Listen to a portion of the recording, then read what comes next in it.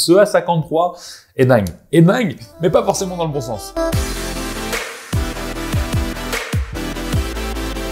Et oui, on est bien sur le nouveau modèle de chez Samsung, le A53 5G. On va regarder tout ça ensemble. Après, il faut savoir qu'il y a 4 couleurs. C'est déjà bien, Samsung propose 4 couleurs. En plus, elles sont différentes, c'est original. Moi, je trouve ça sympa. Autre chose sympa sur ce A53, c'est le design. J'aime beaucoup. Alors oui, on est sur du plastique sur la totalité. On a un dos en plastique extraordinaire, mais c'est vrai que quand on le regarde avec ces petites moulures là sur le module photo qui rend joli un peu à la façon Oppo d'ailleurs, moi j'aime beaucoup. C'est peut-être la couleur qui fait ça. On a les rebords qui sont un petit peu chromés, bon, je dirais pas dire chromés, mais ça reste du plastique. Enfin bref, c'est original, je trouve ça joli, c'est agréable. C'est sûr, on n'a pas une sensation de premium, mais on n'est pas sur un téléphone non plus haut de gamme. Après, on est sur une prise en main agréable, on est sur un smartphone qui fait 189 grammes et 8 mm d'épaisseur. Donc honnêtement, à l'utilisation tous les jours, le peu que j'ai pu essayer, je l'ai trouvé confortable, même à une main à prendre en main, on le trouve pas désagréable, les rebords sont un petit peu arrondis. On peut dire que l'esthétique globale est réussie, c'est sympathique, agréable à prendre en main. Samsung a toujours su faire de ce côté-là. Et d'ailleurs, il y a un point important, il faut savoir qu'il n'est pas IP68. Oui, on est sur un IP67. Alors IP67, c'est quand même résistant aux éclaboussures, à la poussière, etc. Tu fais tomber un verre d'eau dessus, il n'y a pas de problème.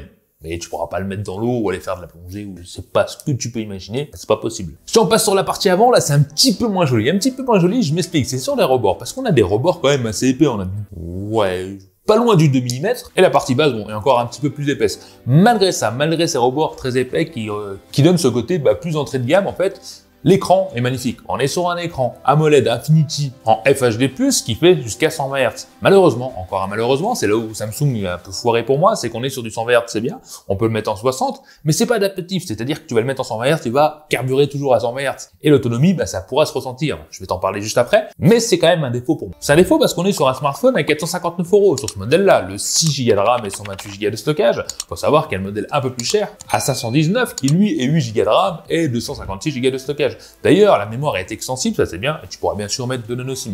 Et donc la micro SD si tu veux étendre la mémoire. Mais revenons sur cet écran d'ailleurs qui est Gorilla Glass 5, donc ça va, c'est correct, ça passe. En plus, tu as l'empreinte digitale sous l'écran, donc c'est vraiment très bien pour ce tarif-là. D'ailleurs, aucun souci là-dessus, ça fonctionne rapidement, ça se déverrouille bien. Pareil pour la reconnaissance faciale, c'est plutôt agréable, c'est réactif. Bon, Samsung fait bien les choses. C'est bien.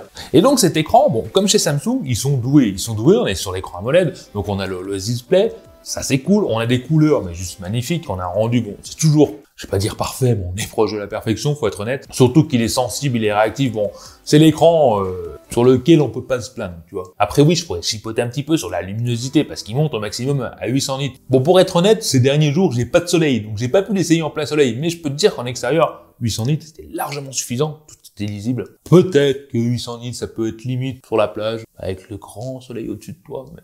Ensuite, à l'intérieur, on va retrouver Android 12. Android 12 avec la version surcouche de chez Samsung, il y a la One UI 4.1. Et bon, pour ceux qui connaissent Samsung, faut dire que c'est une ROM qui est plutôt sympathique. T'as pas mal de petites options, en tout cas c'est fluide, c'est intuitif. Bon, après au niveau de la personnalisation, c'est vrai que c'est pas débordant d'options, hein. Tu pourras personnaliser les couleurs des icônes, etc. Tu pourras changer un petit peu le display, mais juste les couleurs de l'horloge, ou alors modifier un peu l'emplacement, mais rien de ouf. Mais bon, dans l'ensemble, Android 12, One UI, j'ai rien à lui reprocher, je trouve ça agréable, surtout qu'il y a plein d'options. Là où je vais tiquer un petit peu beaucoup, c'est sur le processeur. Alors on est sur un processeur de chez Samsung, hein. Le Exynos 1280, avec donc bien sûr les 6 Go de RAM sur ce modèle-là, et le score en tutu, pour le prix, il m'a pas fait rêver honnêtement. Moi, je suis monté à 340 000 au score en tutu pour presque 500 balles. C'est pas ouf, non, c'est pas ouf du tout. Pourtant, l'utilisation de tous les jours, applications, TikTok, etc., je l'ai trouvé agréable, je l'ai trouvé fluide.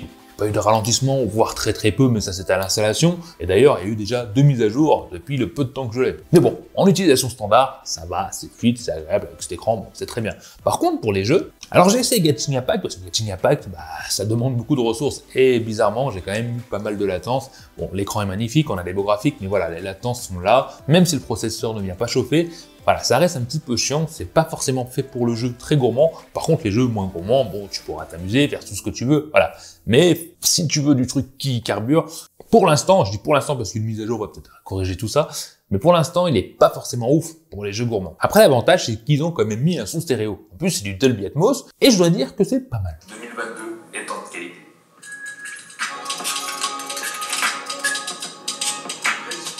Alors, c'est Alors ce que j'aime bien sur Samsung en général, c'est qu'on arrive à avoir quand même des graves. On n'est pas sur de la grosse grave, mais on a quand même des graves et des médiums, et c'est agréable. Malgré que ça crache pas des masses, c'est pas extrêmement fort, le son est quand même correct. Je te parlais des 100 Hz tout à l'heure et de l'autonomie, parce qu'on est sur une batterie de 5000 mAh.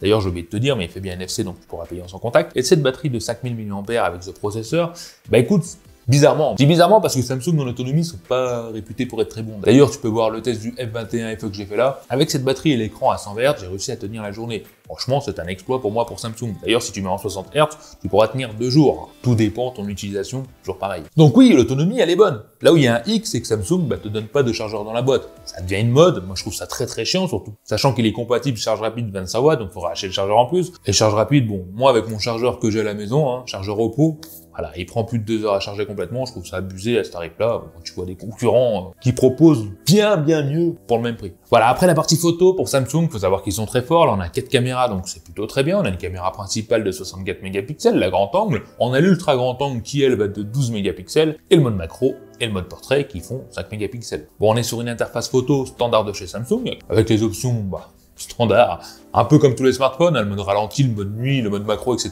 Mais tu as une petite option en plus qui va être le mode amusant. Et cette option porte bien son nom parce qu'en fait, tu pourras utiliser des filtres un peu la Snapchat en mode selfie, mais pas que, tu pourras aussi utiliser la caméra principale, grand angle, etc.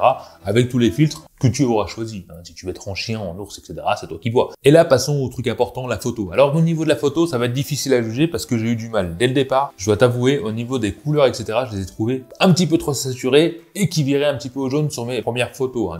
Après, c'est vrai qu'en regardant toutes les photos, ça change un petit peu. Alors c'est une intelligence artificielle qui va bien gérer. Samsung est réputé pour embellir les photos. Bon, c'est clair que la plupart du temps, on a des couleurs vives, un beau rendu, une bonne gestion des dynamiques des couleurs, du détail, bon, tout est là, c'est vrai que Samsung fait bien. Surtout quand on vient se prendre en photo soi-même avec la caméra principale de 64 mégapixels, bon, les couleurs sont parfaites, vraiment le rendu est très bien, bravo Samsung pour ça. Pour ce qui est de l'ultra grand angle, j'ai un petit peu moins aimé, les contours sont un petit peu déformés, bon, on a des troubles sur le rebord, la colorimétrie n'est pas exactement la même, ça reste correct, le mode macro, bon, je m'attendais à bien pire. Au moins, c'est une bonne nouvelle, même si c'est pas ouf. Et pour le mode portrait, Samsung se débrouille toujours bien. Les contours sont plutôt bien gérés, fait son travail. Là où c'est un petit peu moins bien quand même, ça va être le mode nuit. Alors le mode nuit, j'ai essayé de faire bien. Je suis sorti en pleine nuit, il pleuvait pour prendre des photos, et le résultat, je le trouve vraiment pas ouf. Pour ce tarif-là, toujours pareil. Ça fait son travail, ça éclaircit la scène, les détails sont pas trop là, après ça va dépendre des photos, il y en a un petit peu mieux que les autres. Je trouve ça pas dingue, Dites-moi en commentaire ce que vous en pensez de ce que vous avez vu, mais c'est vrai que si vous voulez prendre une photo rapidement de nuit, oubliez parce que ça prend facilement 5 secondes, et il faut vraiment pas bouger, mais alors pas du tout. En selfie de nuit, c'est pire. Là, j'en ai pris une, ça m'a suffi. Par contre, pour le reste, en mode selfie, dès que tu as un bon éclairage, etc., je trouve les couleurs très bien, super détaillées. J'ai été agréablement surpris par cette caméra selfie de 32 mégapixels. Bon, Samsung a toujours été fort en photo. Et là, pour le tarif, bravo, c'est du selfie digne d'un plus haut de gamme. Enfin, d'un plus cher, quoi. Après, ce qui est bien, c'est qu'on a une stabilisation optique sur la caméra principale et en vidéo, ça donne ça. On teste la vidéo, il y a plein de neige, je vais essayer de courir sans tomber. Oh mon dieu, mince, on va faire un autofocus là-dessus. Ah, ça a l'air pas mal en fait. Je voulais quand même tester de nuit, on est en 4K 30 images par seconde. Alors la stabilisation a l'air top. Franchement, ça a l'air pas mal. Par contre, ouais, je suis pas sûr que ça soit extraordinaire. Et puis en selfie, sous la neige, toujours pareil.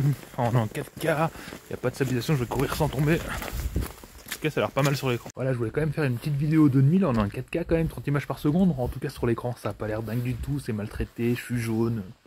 Mais bon, vous allez voir ce que c'est. Alors oui, pouvoir filmer en vidéo 4K, en selfie et avec la caméra principale, je trouve ça très bien. Surtout qu'on a une stabilisation qui est plutôt bonne, même super bonne. Et par contre, en mode nuit, la vidéo, non, c'est pas ça du tout.